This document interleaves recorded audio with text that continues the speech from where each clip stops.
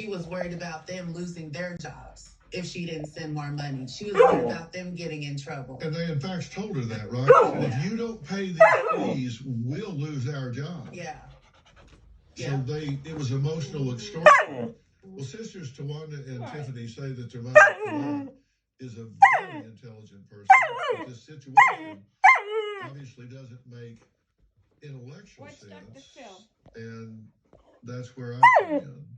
We're going to meet Colette after the break. And listen, I'm not going to enjoy telling her and convincing her of the truth here. I'm going to tell the two of you when this lands on her, you've really got to surround her with love and support. She doesn't feel like a complete failure, a complete fool, completely alone. It's really important that you close ranks around her because this is going to be difficult for her to hear.